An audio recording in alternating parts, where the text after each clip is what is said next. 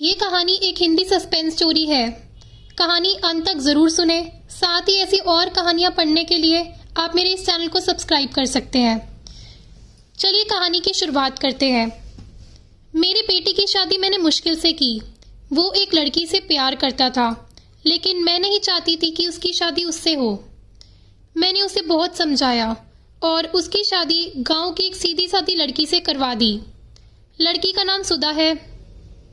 मुझे पता था कि वो लड़की मेरे बेटे और इस घर के लिए बहुत अच्छी है, इसलिए मैंने उस लड़की से अपने बेटे की शादी करवा दी। सुधा हमारे घर में आई। लड़की घरेलू थी, बड़ों का सम्मान और घर का काम करती थी। अभी 10 दिन ही शादी को हुए थे, लेकिन मुझे लगने लगा कि मैंने अपने बेटे की शादी इस लड़की से करवाकर अच्छा किया। मेरा बेटा राजीव भी खुश ही लग रहा था, लेकिन उस रात के बाद मेरी ये सोच बदल गई। एक रात करीब 2 बजे मेरे बेटे के कमरे से चीखने की आवाज़ें आने लगी। यह चीखें मेरी बहू की थी। मैंने थोड़ी देर तक सुना, फिर वो चीखना बंद हो गई। राजीव के पिता मेरे पति को यह सब सुनाई दिया था, लेकिन फिर हमने उन्हें रात में पूछना उचित नहीं समझा, इसलिए दरवाज़ा नहीं खटखटाया। सुबह मेरी बेटी भी बोल रही थी कि मम्मी, रात को कौन चीख रहा था। मैंने उसकी बात काट दी, कहा कि कोई नहीं, शायद कोई बाहर से चीख रहा था। मेरी बहू का स्वभाव उस दिन से बदल गया। वो चुप थी सारा दिन। मैंने सोचा शायद पति पत्नी के बीच कोई बात हुई होगी, इसलिए मैंने पूछा नहीं। अगले रात फिर 2 बजे वही हुआ। मेरे बेटे के कमरे से फिर चीखने और रोने की आवाज़ आने लगी। इस रात वो आवाज़ करीब 10 मिनट तक चली। मेरी बेटी उठकर गई और उसने हमारे कमरे का दरवाज़ा बजाया। मैंने दरवाज़ा खोला, देखा तो वो बहुत डरी हुई थी। बोली, मम्मी ये क्या है? भाभी रोज़ रात को रोती और चीखती क्यों है? क्या होता है? कमरे के अंदर चलो, अभी दरवाज़ा खुलवाते हैं। मैं दरवाजे के पास जाने लगी तो मेरे पति ने मुझे रोक लिया। कहा कि रुको, अभी बात मत करो, कल सुबह दोनों से बात करते हैं। उस रात को मेरा सोना मुश्किल हो गया था। सुबह मेरी बहू जल्दी उठ गई, घर का काम करने लगी। मैं सुबह अपने बेटे के कमरे में गई। उससे पूछा, क्या बात है, रात को बहू रोती क्यों है? उसका चेहरा पूरा उतरा हुआ था। बोला, कुछ नहीं। उसकी बातों से और आंखों से साफ दिखाई दे रहा था कि वो कुछ छिपा रहा है। उन्होंने भी उससे पूछा, लेकिन वो कुछ नहीं बोलकर घर से बाहर चला गया। मैंने मेरी बहू से पूछा, वो कुछ काम कर रही थी। उसको देखकर ही ऐसा लग रहा था कि जैसे रात में ठीक से सोई नहीं है। आंखें साफ बता रही थी। मैंने उससे पूछा, क्या हुआ, तुम रात को रो क्यों रही थी? वो बोली, रो रही थी? कब?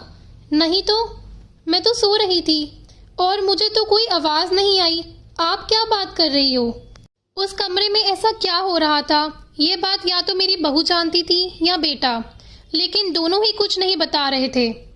पर दोनों के चेहरे से साफ पता चल रहा था कि कुछ है जो ये दोनों छिपा रहे हैं, लेकिन क्या? अब जब भी रात आती मुझे नींद ही नहीं आती, क्योंकि आधी रात को फिर वही होता। बहू जोर से चीखती और रोती। मेरे मन में कई सवाल थे, क्या होता है उस कमरे में? फिर एक रात करीब 2 बजे मेरे घर में वो हुआ जो मैंने सोचा भी नहीं था। मेरी बहू रात को कमरे से बाहर आ गई। उसके कपड़े भी कहीं भी जा रहे थे। उसे कुछ होश भी नहीं था। बाल खुले थे और वो घर के चौक में आकर बैठ गई। जोर से चीखने और रोने लगी। हम सभी घर वाले बाहर आ गए। मेरा बेटा भी कमरे से डरा हुआ बाहर आया। बहू की ऐसी हालत देखकर हम सब ही डर गए थे। मैंने मेरे बेटे से पूछा कि ये क्या है? वो बोला, बस माँ देख लो, ये रोज़ रात 2 बजे ऐसे ही किया करती है। मैं आप लोगों को क्या बताता। सुबह जब उससे पूछता हूँ तो उसे कुछ याद ही नहीं रहता। बोलती है, मैंने तो कुछ नहीं किया। बहू जब थोड़ी देर बाद शांत हुई तो मेरा बेटा उसे कमरे में ले गया और सुला दिया। मैं सोच रही थी कि ये क्या है। मैंने मेरे बेटे को कहा कि तू उसे उसके घर छोड़ आना, सुबह मैं उसकी माँ से बात करूँगी। सुबह होते ही मेरा बेटा उसे कुछ बहाना करके उसके घर छोड़ आया। मैंने उसकी माँ से बात की। उसकी माँ ने कहा कि ये क्या बोल रहे हैं। मेरी बेटी बिल्कुल ऐसा नहीं करती है। मैंने जो सोचकर राजीव की शादी उससे की थी वैसा हो ही नहीं सका। बहू को छोड़कर अब 20 दिन हो गए थे। इस दौरान उसके घर से फोन आता रहा, लेकिन मैं टालती रही। मेरा बेटा भी कह रहा था कि मेरे वो दिन कैसे निकले हैं मैं ही जानता हूँ, मैं उसे वापस नहीं ला सकता। कहीं उसने मेरी जान ले ली तो आप क्या करोगी? मैंने उस पर फिर ज्यादा दबाव नहीं डाला, पर मैं अपने आप को कोसती रही कि मैंने अपनी बेटी की शादी उस लड़की से क्यों करवा दी।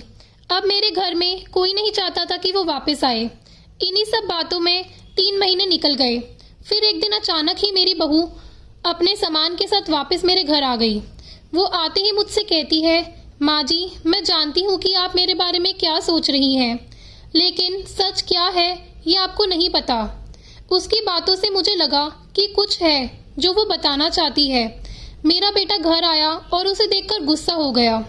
कहा, ये यहाँ वापस आ गई, मैं अब यहाँ इस घर में नहीं रह सकता, मैं जा रहा हूँ। मेरी बहू ने उसी समय कहा, क्यों? सच सामने आ जाएगा इसलिए डर रहे हो? बताइए सबको सच क्या है? मैं उस तरह से क्यों किया करती थी? बेटा बोला कि क्या सच? सच यह है कि तुम पागल हो और रोज रात उस तरह से करती हो।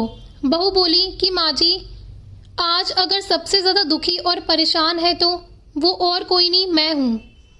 मैंने अपने पति की बात मानी, उन पर विश्वास किया। मैंने कहा, तुम क्या कहना चाहती हो?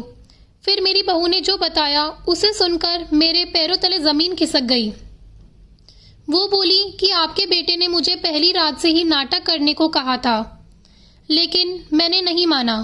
तो वो कहते कि हम दोनों अलग बड़े शहर में जाकर रहेंगे।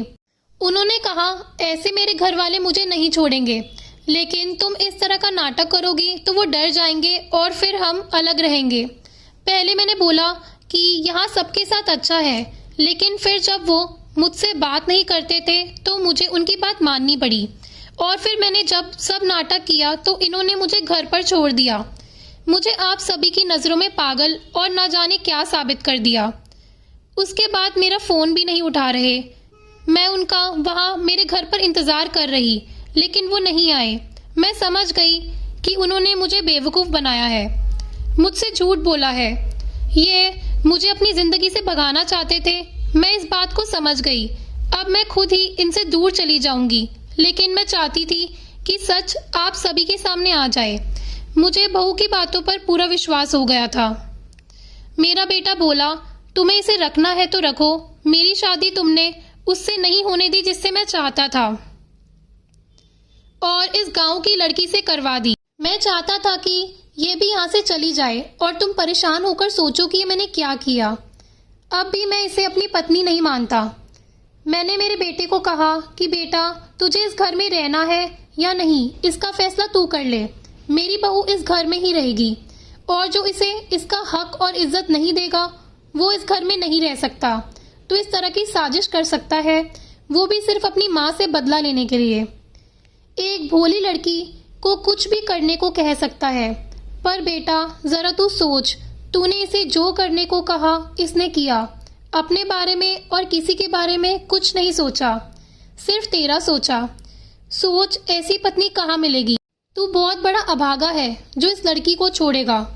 मैं बहुत खुश थी मैंने अपने बेटे के लिए हीरा चुना था, लेकिन शायद मेरा बेटा ही उसके लायक नहीं था। मैंने मेरी बहू को प्यार से गले लगाया। मेरा बेटा भी कहीं नहीं गया। थोड़े समय तक ज़रूर नाराज़ रहा, लेकिन मुझे पता था उस लड़की से कोई प्यार किए बिना कैसे रह सकता है। आखिर धीरे धीरे सब ठीक होने लगा। दोस्तों, अगर आपको ये कहानी पसंद आई हो तो प्लीज़ लाइक करना और चैनल को सब्सक्राइब करना। धन्यवाद।